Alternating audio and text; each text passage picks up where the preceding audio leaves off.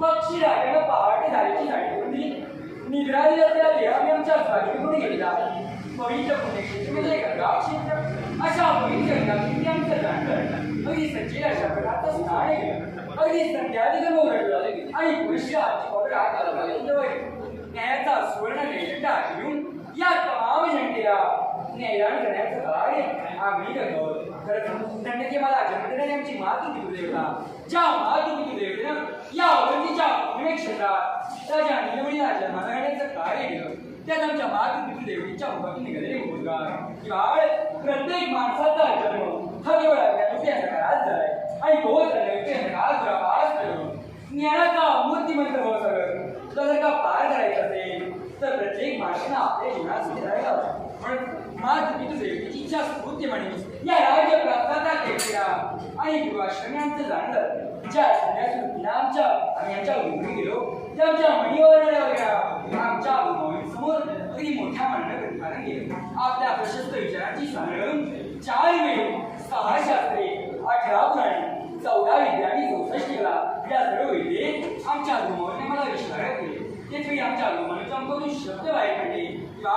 न चौरे आले न चराचार्य न भाद्रवाचन न चहारे झाले विवेक धन देवं वृत्ते विद्याधन सर्वधन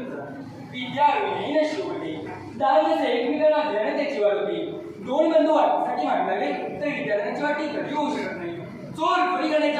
महत्वाकांक्षी नागाचे तर त्याची जोडी कधीही केली जात नाही असा पवित्र श्रेष्ठ विद्याधन आमच्या गुरुवाईने पाहायला गेलं 12 वर्षांचा काल गुरुआश्रमी केव्हा गेला हे आमचं आम्हाला देखील कळलं नाही हातात भयावतीच्या राज आमचे कळलं बाजार होता रमाचे रुमालमंत्री होते मानाचे मानकरी आणि पदाचे पदाधिकारी हे सर्वजण या अवंतीच्या राजप्रासादी उपस्थित होते त्याचे आमच्या पितू देवतेने आपल्या मनातील उद्घाटी उदय केला की माझा बाळ हे राज्य चालवायला सक्षम आहे पण तेव्हा यासारख्या गुणाचा नकाराची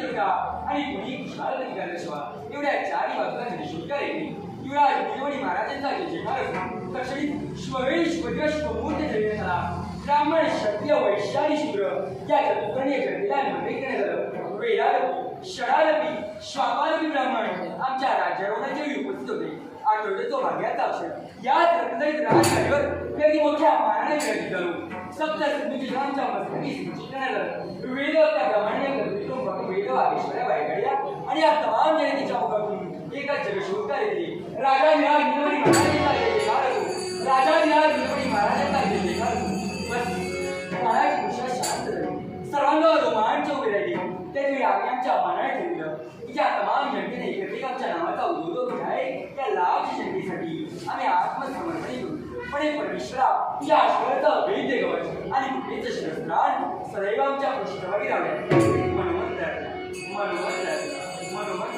हे मानवतेचे माझ्या समोर या अखिल माझ्या